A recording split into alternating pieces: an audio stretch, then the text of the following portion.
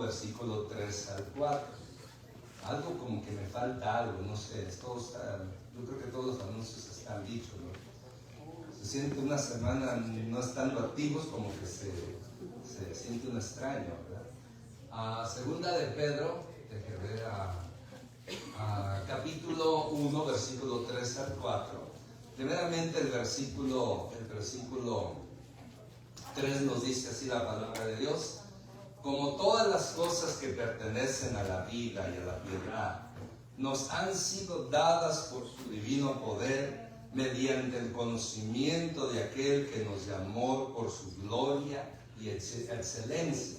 Versículo 4, por medio de las cuales nos ha dado preciosas y grandísimas promesas, para que por ellas llegáis a ser participantes de la naturaleza divina, habiendo oído de la corrupción que hay en el mundo a causa de la concupiscencia. Pero lo que quiero que le llame la atención es que nos dice que tenemos, o sea, que a través de Cristo Dios Padre nos ha dado preciosas y grandísimas promesas. Amén. Padre, en el nombre de Jesucristo te damos gracias por un día más, por estar aquí, por tu palabra que es bendita. Usa mi vida y gracias por el privilegio que me das. Espíritu Santo, háblanos en el nombre de Jesucristo. Oramos. Amén. Puede tomar su asiento. Seguimos en cierta manera. Me confieso que cuando yo sentí hablar sobre las promesas de Dios, pensé que iba a ser un mensaje regular, normal, de un domingo, posiblemente dos. Pero cuando estoy estudiando y formulando y buscando todas las escrituras que hablan sobre las promesas, dije, no, esto está tan bueno, en ese momento, en mi punto de vista, como yo lo percibí, que no solamente estaba acá. Hice el bosquejo, y cuando voy viendo ese bosquejo como de 5 puntos principales, divisiones principales, después noto que no tenía que hacer los puntos, sino temas cada uno de esos puntos. Y fue donde pude estructurar nuevamente esta serie sobre las promesas de Dios. Hemos estado hablando pues hace 15 días sobre la promesa del pacto, ¿verdad?, que tenemos en su sangre, la sangre de nuestro Señor Jesucristo.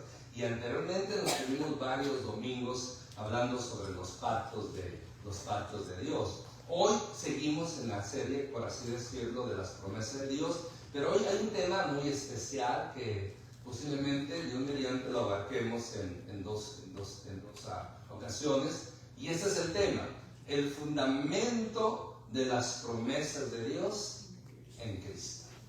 Amén. El fundamento de las promesas de Dios en Jesucristo. Todos sabemos lo que es un fundamento.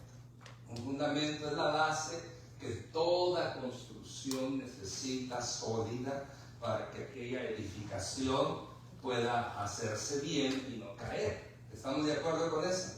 Amén. Esta iglesia, imagínense, está de tener una base muy buena, un buen fundamento, que construida en 1887.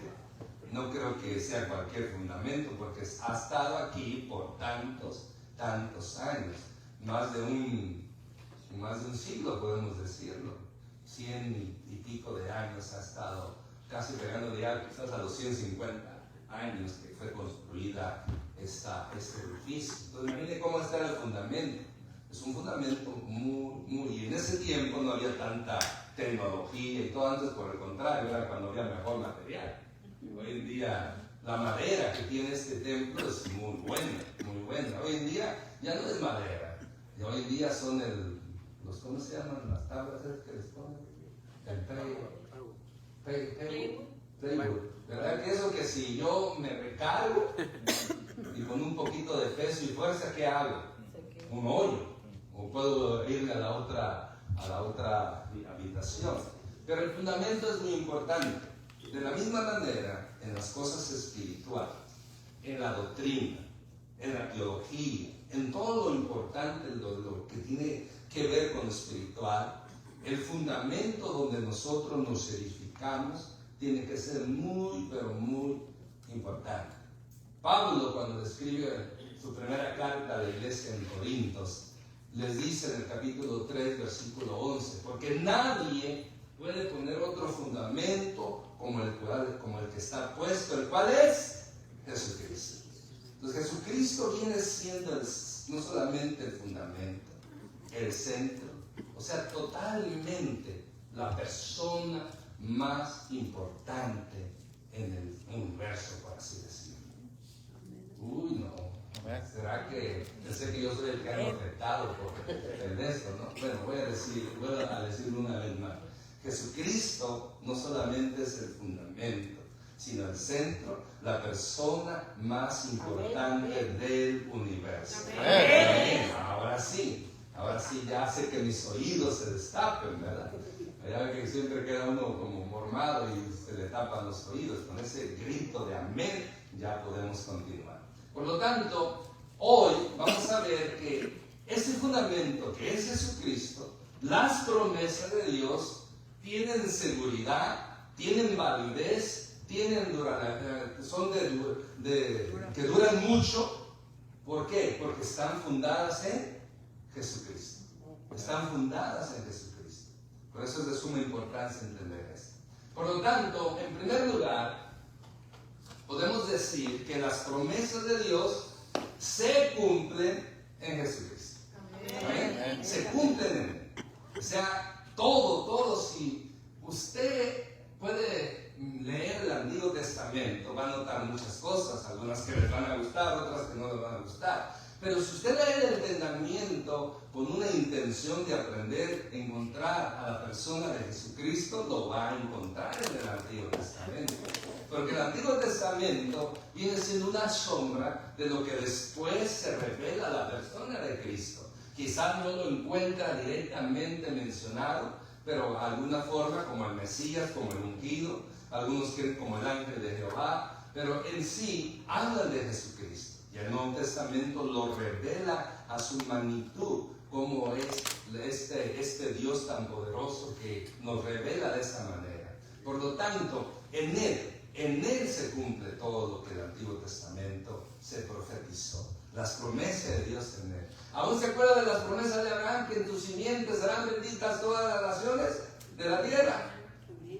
¿A quién se está refiriendo? No al pueblo de Israel. La intención era el pueblo de Israel, pero el pueblo de Israel falló y vino a centrarse o a cumplirse en Jesucristo esas promesas de esa simiente bendita, como le llaman algunos, ¿verdad? Por lo tanto, miren, las promesas de Dios se cumplen en Jesucristo de una manera verídica.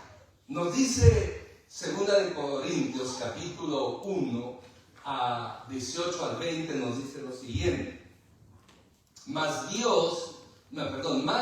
como Dios es fiel, nuestra palabra a vosotros no es sí y no. Porque el Hijo de Dios, Jesucristo, que entre vosotros ha sido predicado por nosotros, por mí, Silvano, Timoteo, no ha sido sí y no, mas ha sido sí en Él. Porque todas las promesas de Dios son en el sí y en el amén, por medio de nosotros, para la gloria de Dios. Amén. Si nota aquí, primeramente el apóstol Pablo le dice a los corintios, dice que Dios es fiel. Dios es fiel. Amén. Amén. Dios es fiel. O sea, cuando Dios promete algo, lo cumple. Después, la siguiente parte del versículo dice: nuestra palabra a vosotros no es el sí ni el no. Y pone como ejemplo a Jesucristo. Porque Jesucristo, el Hijo de Dios, su hablar, su palabra era sí. Era sí. Por lo tanto, en cierta manera, aquí es donde nosotros tenemos que Jesús, en Él, las promesas de Dios son verdaderas. Son verídicas. Son verdaderas. No hay engaño. No hay falsedad. En Él está la verdad. Amén. Y no solamente nos enseña de que las promesas de Dios, al cumplirse en Jesucristo de una manera verídica, también es porque se promete que Jesucristo es por la promesa el Salvador. Por esa razón nos enfatizamos en este fundamento. Hechos capítulo 13, versículo 23 nos dice: de la descendencia de este, y conforme a la promesa, Dios levantó a Jesús por Salvador a Israel. Y no solamente a Israel, sino al mundo entero. Entonces aquí vemos, ahora entiende por qué Jesucristo, las promesas de Dios son en el fundamento de las promesas de Dios están en Cristo, porque Él es el Salvador. No dice un Salvador, el único Salvador. Ha habido a través de la historia gente que han presentado un Salvador, una persona que los libere, una persona que los guíe. Es interesante, ¿verdad?, que Jesucristo no solamente es el Salvador, también es el Señor. Es el que abrió el cielo para nosotros. Es el que abrió el cielo para nosotros. Es interesante cómo otras religiones y sectas tienen sus creencias erróneas, desenfocadas y no bíblicas. Porque el único que nos abrió el cielo fue el Padre a través de su Hijo Jesucristo. A través de Jesucristo, por esa salvación tan grande que nos ha dado, tenemos la esperanza de un día llegar al cielo. Amén. Y no hay tal cosa que hay puertas del cielo, ¿verdad? Como enseña la tradición, que las puertas del cielo. Dicen los católicos romanos que en las puertas del cielo está San Pedro, esperando abrir a los que van a entrar al cielo, basándose en una mala interpretación. Cuando Jesús les dice que le entregue unas llaves, ¿verdad? Dice: yo te entrego las llaves, y piensan que son las llaves del cielo. No, San Pedro, no decide quién entra al cielo o quién no. El que decide es Jesucristo. Amén. Pero ¿sabía usted que para los musulmanes, los islámicos, ellos creen que en esa puerta no está Pedro, sino está Mahoma, el profeta Mahoma, para el paraíso musulmán? Ellos tienen un paraíso tan sensual que usted se abriría la boca cuando se entere. Bueno, ahorita no sé si la vaya a abrir, ¿verdad? Pero ¿sabe qué le prometen? ¿Qué les promete el libro de ellos? ¿Cómo se llama? El Corán, ¿no? ¿Sabe qué les promete a sus seguidores, a los que creen en Mahoma y todo eso? Les promete que si en esta tierra cumplen conforme los mandatos de Mahoma y dan su vida, ¿por qué cree que hay muchos hombres bomba? Porque se los engañan de una manera tan tremenda que estos hombres los adiestran, los manipulan y les dicen que si ellos se ponen un chaleco con una bomba y se explota y matan muchos infieles, para ellos infieles son los que no creen en el Islam. Ellos les tiene seguro el profeta Mahoma en el cielo, en su paraíso, un harén de mujeres bien hermosas.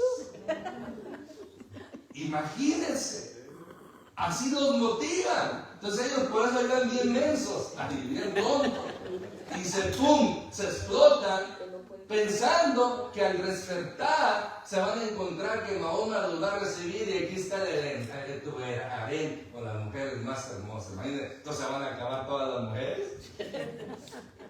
De que hay mujeres hermosas hay, pero imagínense para tantos de ellos. Por lo tanto, así es. Pero recuerden, el único Salvador no es Mahoma, no es Pedro, no es Confucio, no es otro líder o religioso sectario que se ha levantado. El único Salvador se llama Jesucristo, porque así las promesas de Dios lo predijeron. Por eso dice: de la descendencia de este, y conforme a las promesas, Dios levantó a Jesús por Salvador de Israel. Y Pablo después dice: no solamente a Israel, sino también a los gentiles, a usted y a mí. Amén. Por eso Pablo dice en el capítulo 1 de Romanos 16 principalmente: porque no me avergüenzo del evangelio, porque es poder de Dios para salvación, primeramente al judío y después al griego, al gentil, a usted y a mí. Por lo tanto, esa es una promesa maravillosa. Entonces la promesa de Dios en Cristo se cumple. ¿Por qué? Porque Jesucristo, por la promesa, es el Salvador. Tercero, podemos decir, que Jesucristo es el cumplimiento de las promesas. Mire, veamos qué dice Romanos 1, 2 al 3. Nos dice así, que Él había prometido antes por sus profetas en las Santas Escrituras acerca de su Hijo, nuestro Señor Jesucristo, que era del linaje de David, según la carne. ¿Quién lo había prometido? Dios Padre. ¿Por medio de quién? De los profetas. ¿Se acuerda que le mencioné que el Antiguo Testamento habla de Cristo? No está la palabra Jesús, no está la palabra así. Está lo que se llama la palabra Mesías, que es ungido, que es la misma palabra de Cristo, el ungido de Dios.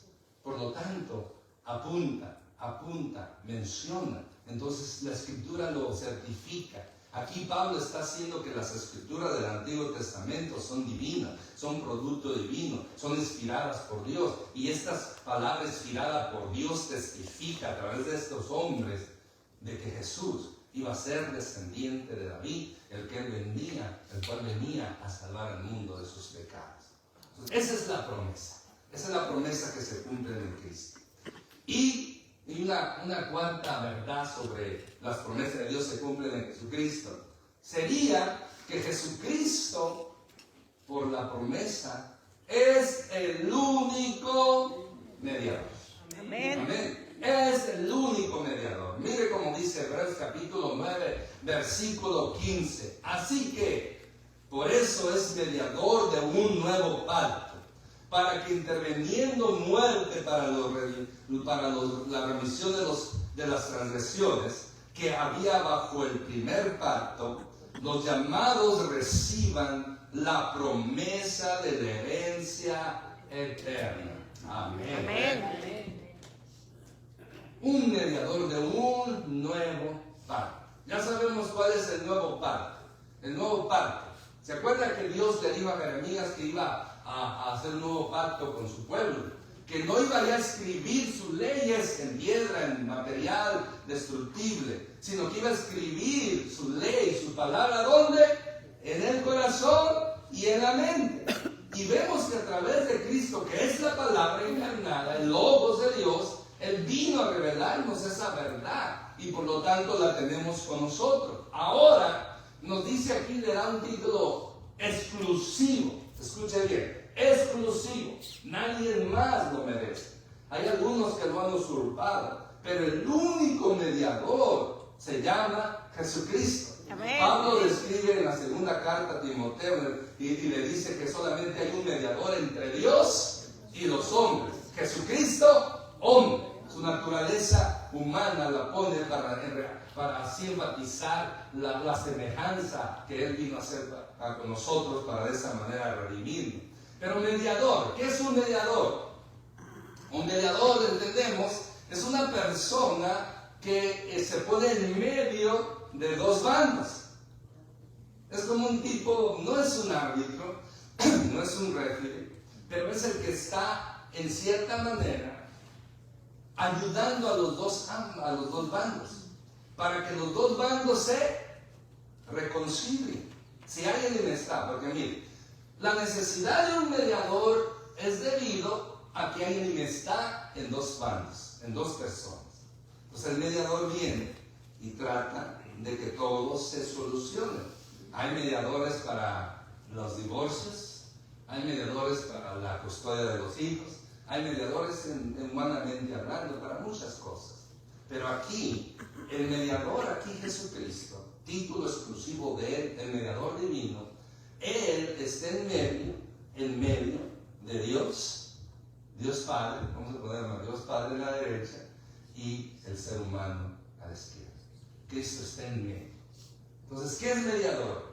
En cierta manera, aquel que aboga a favor mayormente de ¿quién? De los hombres. Por eso Pablo dice que no hay otro mediador entre Dios y los hombres, Jesucristo, hombre. ¿Por qué cree que le dice hombre? Porque está a favor de los hombres. No es que no esté a favor de Dios, no necesita estar a favor de Dios, porque Cristo automáticamente como Dios y como obediencia al Padre, Él siempre va en cierta manera a dar gloria al Padre. Cristo en su estadía terrenal, todo lo que Él quiso hacer es darle la gloria al Padre. Y hasta el día de hoy, todo lo que se hace a través de Jesucristo es con el propósito de darle al Dios Padre la gloria que solamente Él merece. Entonces, pero Dios no necesita abogado, Dios no necesita un mediador, Dios no necesita ayuda, Él es Dios. Amén. Los que necesitan ayuda son la creación. Somos los seres humanos. Por lo tanto, cuando dice Jesucristo hombre, significa que se relaciona con nosotros para ayudarnos. Y hay otros títulos que en la Biblia, en Juan, Jesucristo les dice a los discípulos en Juan capítulo 14, 15, 16, va a encontrar la conversación muy hermosa. Y en varios versículos, en el capítulo 14, versículo 26, y en el capítulo 16 también, menciona a Jesús que Él se tiene que ir, pero que les iba a mandar otro consolador. Consolador, palabra griega, parakletos, que significa uno que está al lado tuyo, a uno que está al lado para defenderte, un tipo abogado celestial. Ahora, si da cuenta, ese es el papel del Espíritu Santo hoy en día. Bueno, el Espíritu Santo tiene varios papeles, varios roles que Él realiza en este tiempo. Su meta principal del Espíritu Santo es preparar una iglesia pura y sin mancha, una novia pura y sin mancha para su casorio con Jesucristo. Y mientras Él hace eso, Él está a nuestro lado ayudándonos, consolándonos. Pero se da cuenta, Él dice, yo les mandaré otro consolador. O sea que Cristo también es Paracletos. Cristo también es nuestro consolador. Cristo es nuestro abogado. Hijitos, dice Juan, capítulo 1, en primera de Juan, hijitos, si alguno ha pecado, abogado tenemos con el Padre, a Jesucristo el justo. Amén. Amén. Por lo tanto, mediador, Jesús hace todos esos roles, todos esos papeles. No solamente es el Señor, no solamente es el Rey, no solamente es el Salvador, no solamente es nuestro proveedor, nuestro protector, nuestro ayudador, sino también es nuestro mediador. Amén. El que intercede, nos ayuda para reconciliarnos con ¿quién? Con Dios Padre. Es el mediador del nuevo pacto. Es el pontífice por excelencia, el gran sumo sacerdote. Hoy en día los hombres han usurpado ese título y la Iglesia Católica Romana ha puesto tantos mediadores que ninguno es mediador. Qué interesante, ¿verdad? Venimos de ahí, a veces por ignorancia, pues mayormente por ignorancia, porque así se nos enseña, así se nos enseña. ¿Se acuerdan? Yo me acuerdo que para los solteros, su santo de devoción era ¿quién? El famoso San Antonio, que era el que hay que pedirle para conseguir esposo, esposa. Yo creo que además las mujeres que buscaban a San Antonio, los hombres no creo que tanto. En fin. Ahora, han hecho un invento que o sea, hay santos para todo, ¿verdad? Malverde o Valverde, que es de los narcotraficantes, imagínense. Han hecho santos de quién más, a ver, acuérdese, acá ya Dios no perdonó. Bueno, ya, ahí si no quieren, ¿verdad? Bien. Pero lo que quiero llegar es, digamos, como si yo tenía a este santo, a San Cipriano, no sé quién es, yo voy a inventar a alguien. O a este morenito, ¿cómo se llamaba? Martín de Porres. Yo miré la película, bien bonita ese morenito, negrito, ¿verdad? Muy lindo, fue verdad, un hombre que pues hizo lo que hizo, ¿verdad? Pero imagínense, él era mi santo, entonces yo pequé, entonces yo necesito perdón.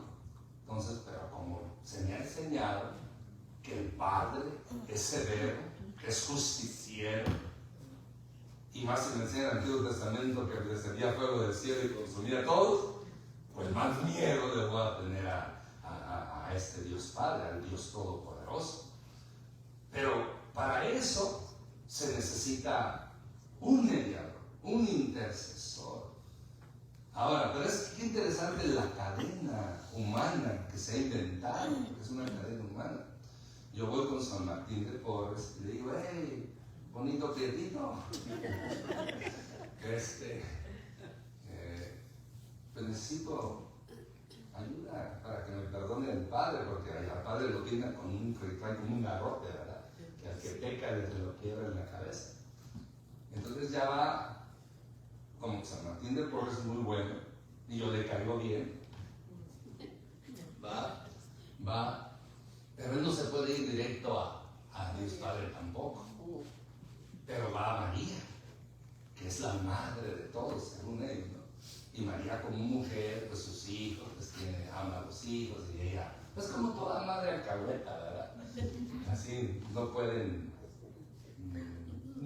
decir no a sus hijos. Entonces va San Martín y le dice, señora, no sé cómo le llamarán, ¿no? Doña, madre, pues sabe que tengo este devoto, dice, y necesita este favor, pero pues tú ya sabes que el mero pues no es tan fácil. No te preocupes, yo ahorita voy con mi hijo. Y va con el hijo, y habla, hijo, y como es el hijo, es la mamá, el hijo no el hijo es de esos hijos que aman a la mamá más que su esposa. ¿Por qué ando diciendo yo cosas que no debería? El cobre, ¿verdad? No, bueno, aclarando. Usted está casado, tiene esposa, tiene que más amar a su esposa que a su madre. Ay, aleluya, no tenía que dar. Eso lo vemos después. Pero como este hijo es de los que ama a su madre, como muchos de ustedes aman a su madre, que no le pueden decir que no. A la esposa sí le pueden decir que no, pero a la madre no. Entonces le dice el hijo esto, y el hijo dice, no te preocupes, madre, yo ahorita voy con mi padre. Como es el hijo de unigénito, el padre todo le concede al hijo. Le llama al hijo y le dice, padre, así sucede.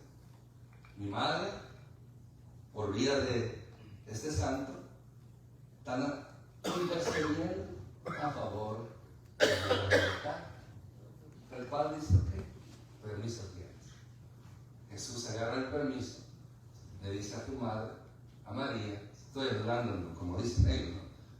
Está concedido, tienes el permiso. Viene María y le dice al santo, está concedido, tienes el permiso. El santo viene y le dice, está concedido, aquí te va tu $1,000,000.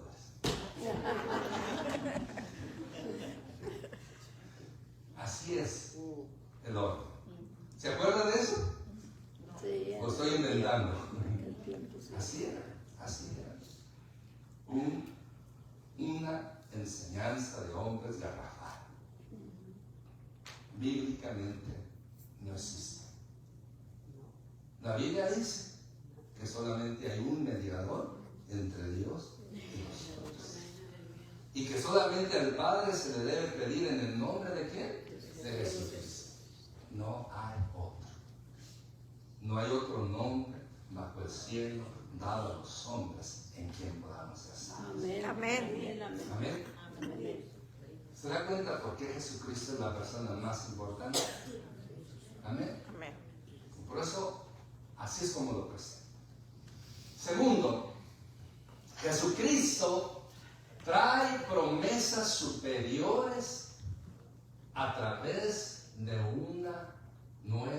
a través de la nueva alianza, o a través del nuevo pacto, como vemos. Veamos el porqué. Nos dice, mirando Hebreos capítulo 8, versículo 6 al versículo 8, capítulo 8 de Hebreos 6 al 8, encontramos lo siguiente, vamos a analizarlo. Mejor pacto, pero ahora tanto mejor ministerio es el suyo, cuanto es mediador de un mejor pacto. Acuérdese, había un pacto anterior, Antiguo Testamento. Un pacto que en cierta manera era bueno, pero no era suficiente. Porque los sacrificios que demandaban de la sangre de animales era temporal, era local. En cambio, en este nuevo pacto, las consecuencias, los resultados son eternos. Porque a diferencia del antiguo pacto, la sangre de los animales no tenía poder suficiente, nomás era temporal. Era por un momento. En cambio, la sangre de Jesucristo, que es eterna, que es infinita, que es poderosa, puede perdonar los pecados permanentemente. Amén. Ese es el poder de la sangre de Jesús. Amén. Por eso es un mejor pacto, un mejor convenio, una mejor alianza entre Dios y los hombres. Por lo tanto, y Jesucristo lo hace posible. Y no solamente es mejor pacto, también mejores promesas. Como dice el mismo versículo 6, establecido sobre mejores promesas. Mejores promesas. La Biblia está llena de promesas y son buenas porque Dios las hizo. Todas las promesas de Dios son buenas. Amén. Pero hay unas mejores que otras. Y todas las promesas que están relacionadas con Cristo siempre van a ser mucho mejor. Amén.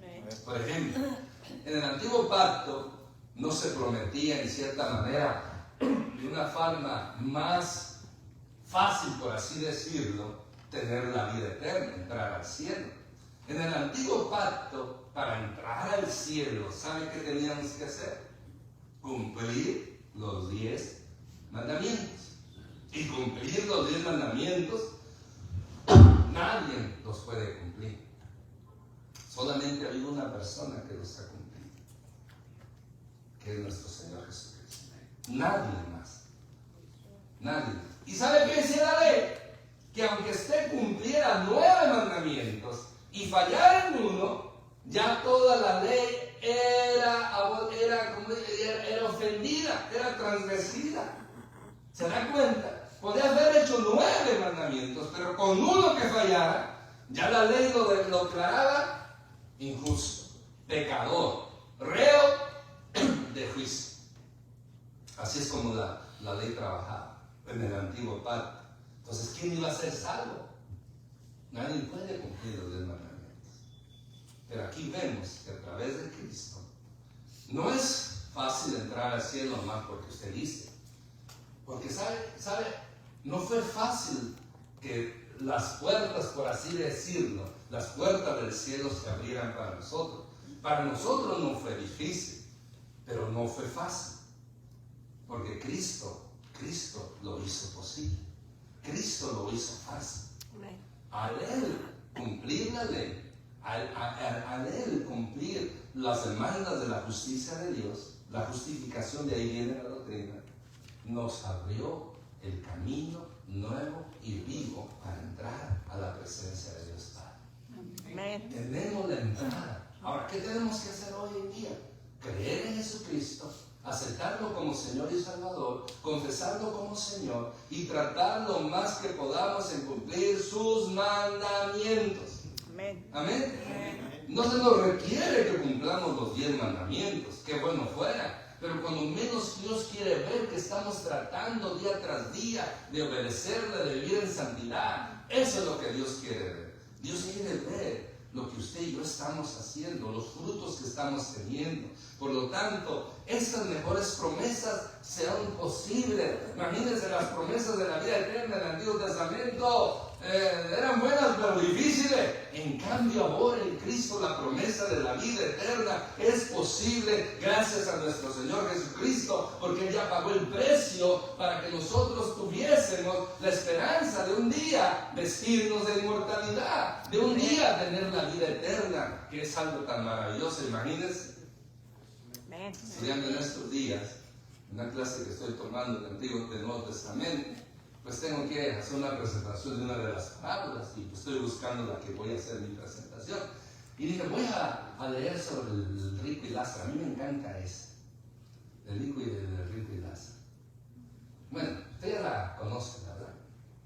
Uno era rico en extremo y otro era pobre en extremo. El rico en extremo hacía banquetes todos los días. El pobre en extremo estaba afuera de la casa del rico esperando que lo que migajas, lo que basura que tirara, cuando menos él le tocara, ni eso el rico le compartía. Nunca le compartió. Y sabía quién era Lázaro. Porque ya cuando estaba en el infierno dice, de verdad que sí fue él, y Lázaro sabía quién era. Nunca le ayudó. Nunca le ayudó. Mueren los dos. Mira, es interesante cómo el texto lo presenta. Dice que murió Lázaro. ¿Y qué le sucedió a Lázaro? Vinieron los ángeles y lo llevaron al seno de Abraham. No dice que lo enterraron. No van a entender que se lo llevaron directo.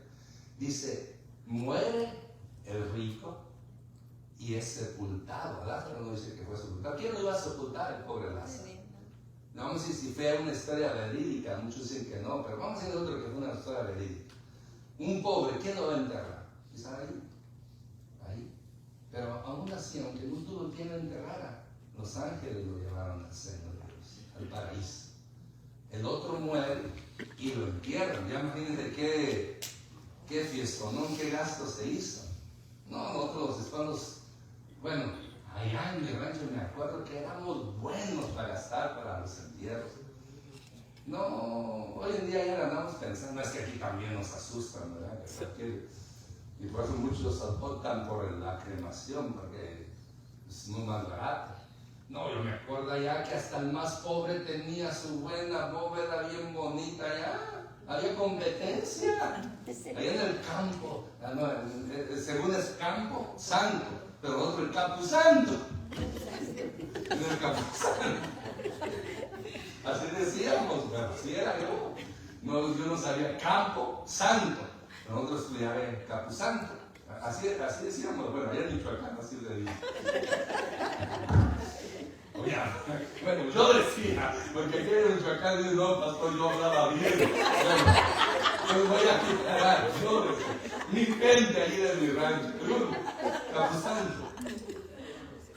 Y miren ese Camposanto, cómo tenían unas bóvedas con azulejo, unas casitas pequeñas, pero bien hermosas. ¿Se acuerda? ¿Usted no era de esos allá? Y ahí batallaban, moría uno y hacían una bóveda bien bonita, moría el otro, estaba esperando, yo cuando se muera mi esposo, o mi esposa, o al que querían que muriera más pronto, le voy a hacer su buena bóveda. Y así se trataban, ¿verdad? En ese entonces. Ahora, ¿por qué llegamos a ese punto? Porque el rico lo sepultaron. Ah, ok, gracias. No. Ya ve, ese es el efecto de toda la vida. Hay que echarle la culpa a algo. Ya ve, no aprende malas mañas. Yo voy a estar como ese que estaba el pastor y dice, se me perdió el hilo. ¿Dónde está mi hilo? El hilo de lo que está hablando. Aquí estaba un hermano recién convertido. A ver, se para en la puerta y le dice, de aquí nadie sale hasta que no le entreguen el hilo del pastor.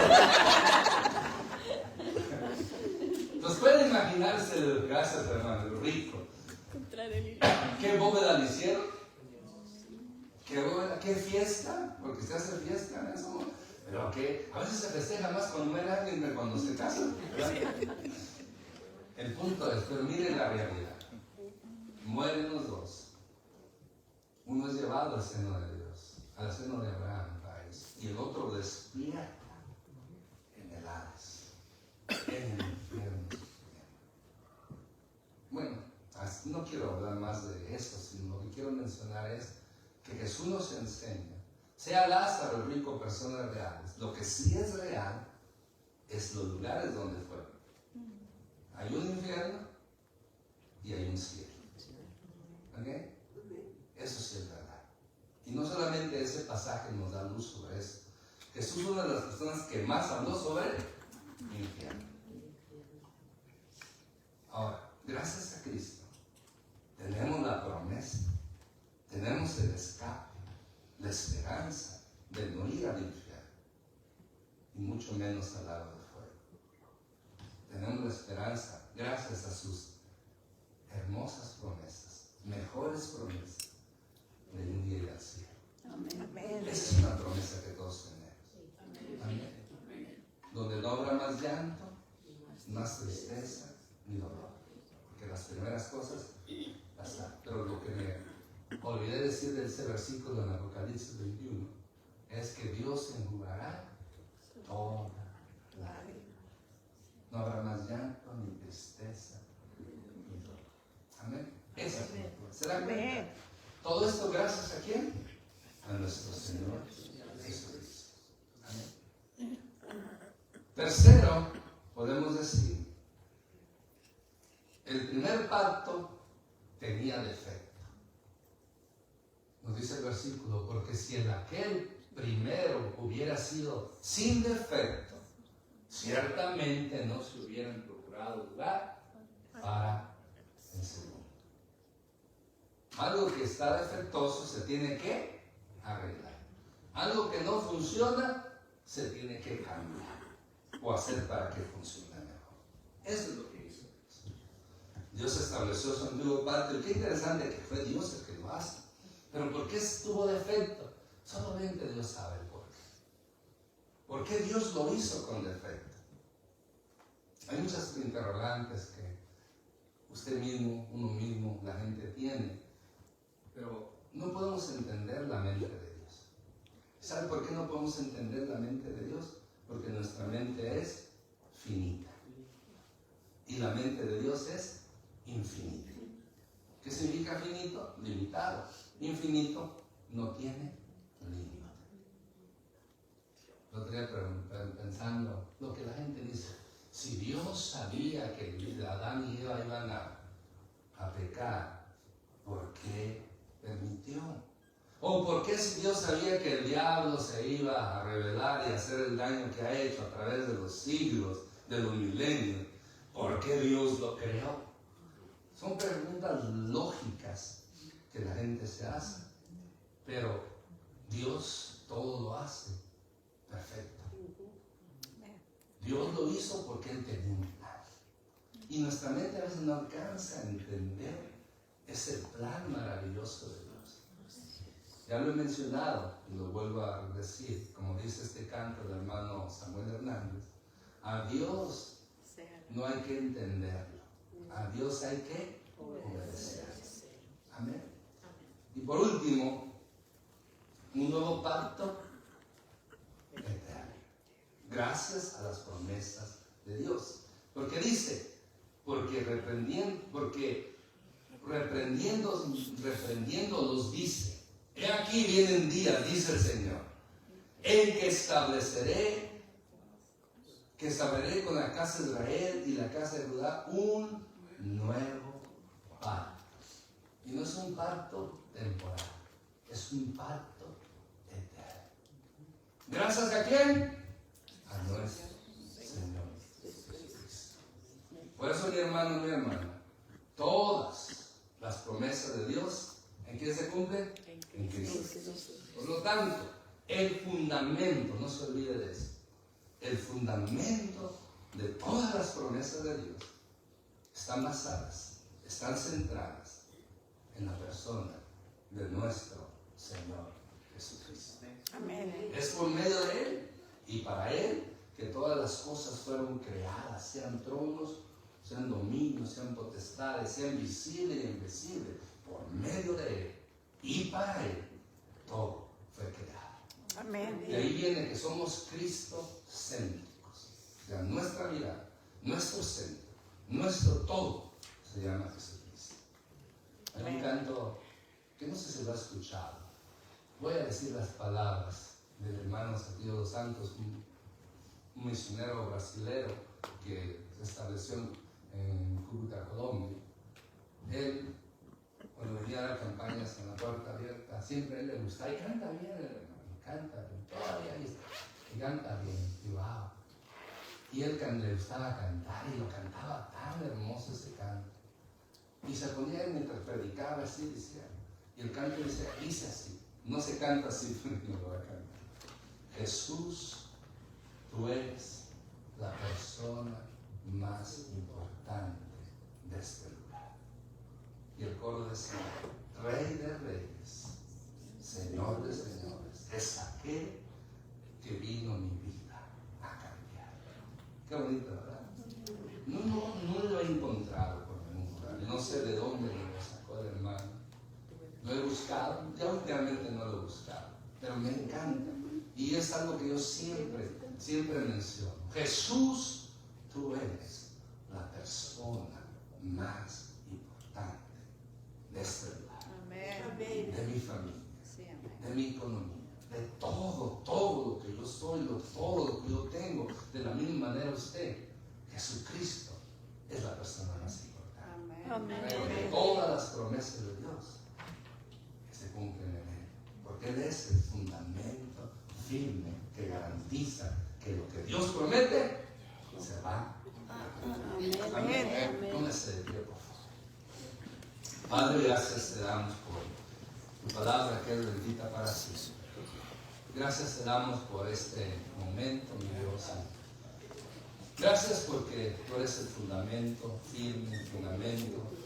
Y venimos, Señor, a adorarte, glorificarte. Y darte gracias, Señor, porque en ti, Señor Jesús, en ti, las promesas de Dios se cumplen en ti, Señor Jesucristo, de una manera verídica. De esa promesa de que tú eres nuestro Salvador, porque viniste a darnos salvación. Se cumplen a ti de una manera, Señor, irrevocable. Tú eres nuestro único mediador, Jesucristo. Este nuevo pacto es mejor en ti, Señor. Ayúdanos a vivir para ti. Ayúdanos a poder darte la gloria, la honra que solamente tú mereces. Ahora, Señor, queremos tomar un tiempo para alabarte y adorar. En el nombre maravilloso de Jesucristo. Amén. Vamos a adorar al Señor. Si usted quiere pasar al altar,